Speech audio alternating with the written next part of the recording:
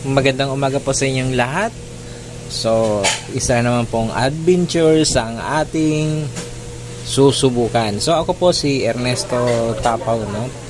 Ako po yung makakasama ninyo ngayong araw na ito para may share ko sa inyo kung anong meron bang ang Mount Makiling. So, ano-ano ba yung mga dadaanan ninyo kung sakaling mag-try kayo at mag-adventures dito sa Mount Makiling. So, magpo-focus po ako sa Station 1 hanggang Station 11. So, by pacing po kasi ang pag-akyat. Ito, kumbaga, ito yung Station 1 hanggang Station 11. Ito yung Phase 1. Dahil yung Phase 2 naman natin, yun yung magmula sa Station 11 hanggang Station 30. Yun na po yung tinatawag na summit. No? Yun na po yung pinaka-last. Pero, bago nyo po yan tatahakin, dito ho muna tayo sa Phase 1. Sa Phase 1 po, ang ating pong lalakaran dyan ay nasa kulang-kulang po siya ng nasa 17.4 kilometers po no? So yan po, kung sa city po natin yan ikukumpara, ilalakarin po natin yan siguro nasa na mula Muntinlupa or mula Alabang hanggang Santa Rosa, Laguna. Lakad lang po yun So ganun ho siya kalayo. Yun ho yung Station 1 hanggang Station 11. Lalakarin ho yan. Hindi po yan flat. Paakyat po yan. Okay, so suggest ko lang po sa mga halimbawa gustong mag-adventures dito, dapat prepared po yung katawan ninyo. Kasi kung hindi ho, dito pa lang ho sa pacing na to, yung Phase 1 na to, talagang mararamdaman nyo na yung mga tuhod ninyo, yung binti ninyo, para siyang mapupunit habang naglalakad. Yan, magka-cramps na po talaga siya So, dito pa lang yan, paakyat. How much po doon sa pagdating sa station na 12 hanggang 13? Kasi ibang usapan ho yun doon.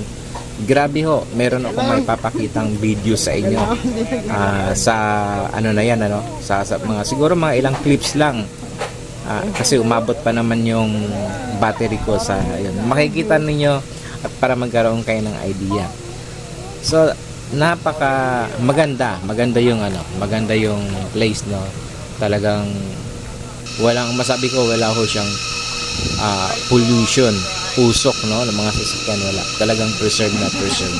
So sa Station 1, dito muna kayo kasi dumating kami doon around siguro 4:30 yun. So nag-antay kami ng isang oras mahigit kasi 5:30 bubuksan dahil wala naman ho kasing ilaw talaga doon pinagbabawal, wala ho talagang kuryente doon sa bundok. O kaya inantay namin mag 5:30 na magkaroon ng konting liwanag. So bago kami pinaakyat at pinapasok. So sa Station 1, dito ho yung registration. So mga pangalan ho ninyo, isusulat ho isa-isa. Kasi kami van trip po kami. So ang travel agency po namin or yung sila ho yung organizer. Ang travel buddies po. Yan. So re-registered yung pangalan ninyo. Kumbaga para malaman yung mga pumapasok doon sa bundok, no, yung mga aakyat. So makikita niyo na may maladaanan kaming mga tindahan pero malayo ang mga agwat sa Station 11 meron, sa 7 nata meron din. Kaya akala ko nga ang lapit lang nung tiningnan ko, sabi ko bakit parang ang layo pala. Kasi hindi mo naman talaga mapapansin Unang-una bago ka pa lang. Ngayon, dito malalaman mo sa bawat station mayroong nakalagay kung ilang meters ang layo yung susunod na station. So, ganun siya. Actually, yung pagod para makakalimutan mo kasi napakarami ninyo na kasama. Ang dami ninyo, no? So, talagang na-excite ka rin. Kasi kung ang iba, may mga edad na bakit kaya nila? May mga bata pa nga ako sa lubong. Chinese yun Chinese o Koreano. ano na, senior na eh. Umakyat pa rin. Tapos kasama yung mga apo niya at yung kanyang anak. Doon na yun sa doon na yun sa phase 2. Sa ganon, nasa lubong namin sila, nasa siguro sa 24 station 24, ganyan kasi mahirap na yun eh, packet na yan. So doon namin siya nasa lubong. Okay, so tara ho, simulan po natin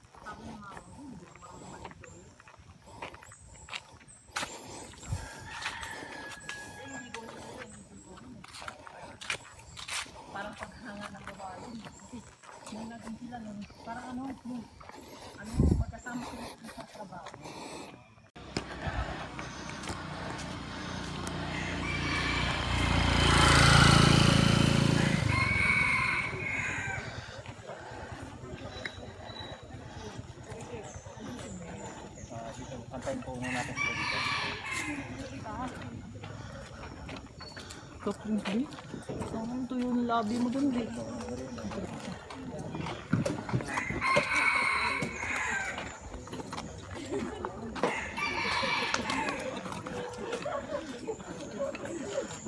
Test of drinks daw tayo.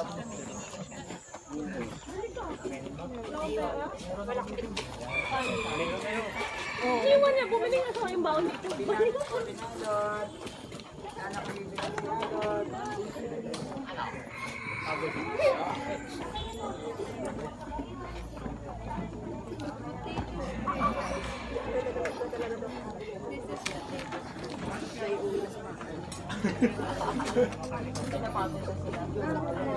Buko po.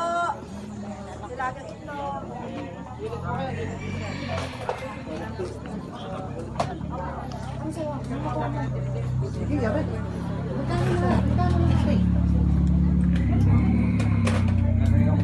Wala nga eh. Magkano sa kape? 15 po. Pabili nga po. Ano po kape, sir? 3 in 1, kahit ano dyan. Basta pwedeng mainom.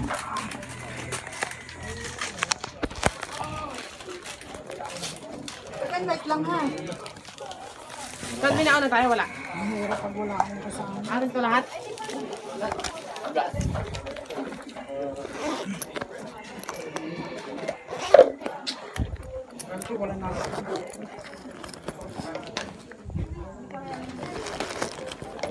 Sir, check po, ikaw dito.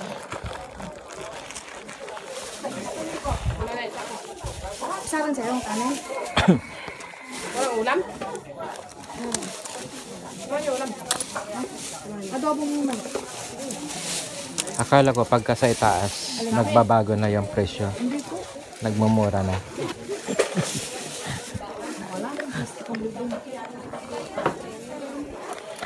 Okay, salamat.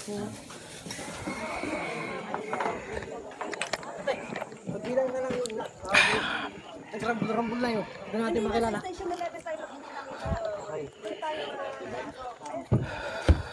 Wala eh.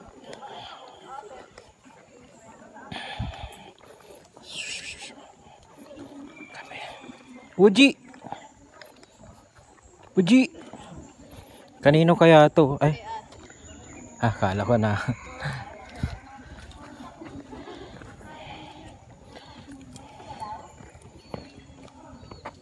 Di ba may 11 pa naman? Hanggang 11. Station 11, di ba? Meron din naman doon. Dito, hanggang 11. Na dito?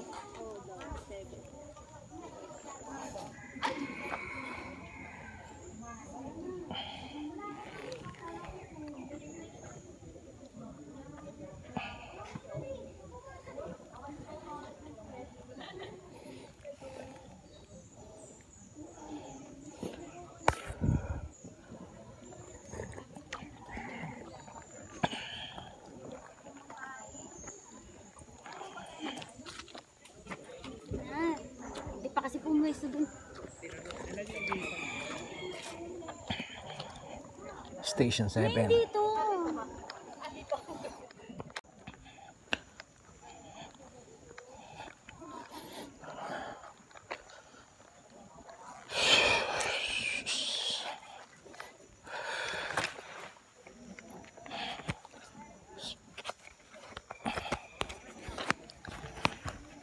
Ouch, mainit.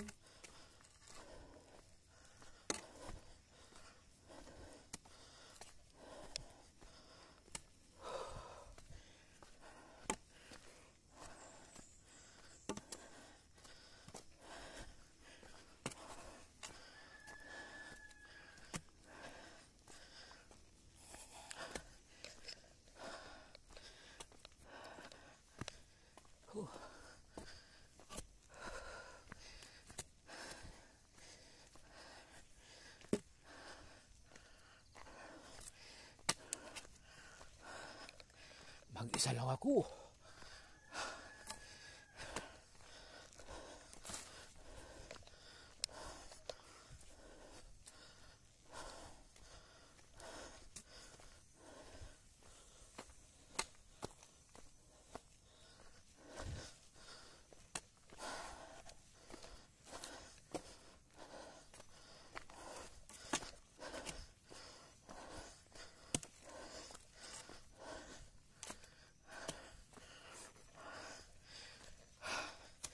Mabato.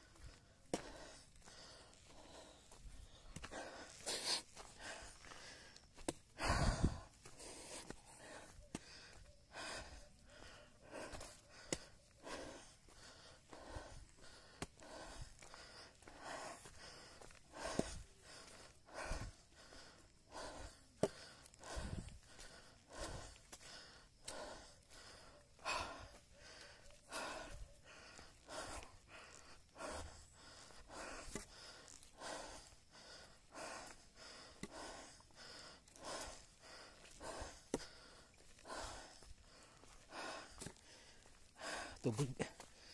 So, kanina, ang sementado, Station 1 hanggang Station 11. So, nilakad namin yon nasa mga 2 oras. So, pumapatak siya ng 7 kilometers. Ngayon, ito, hanggang summit, ganito na siya. Malubak, wala nang semento. Yan. Nasa summit 12. Yan. So, every summit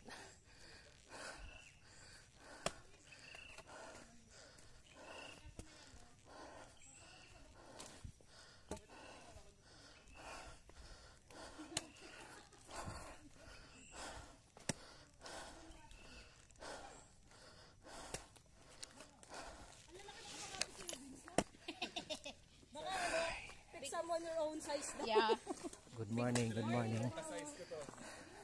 Good morning. Morning po.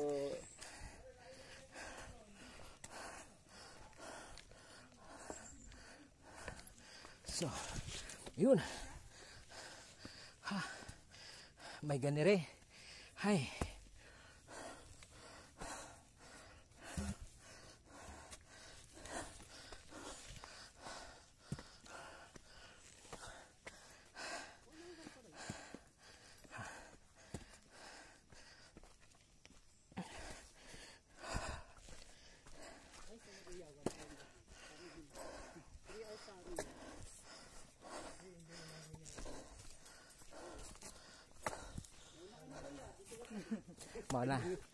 Mauna na kayo.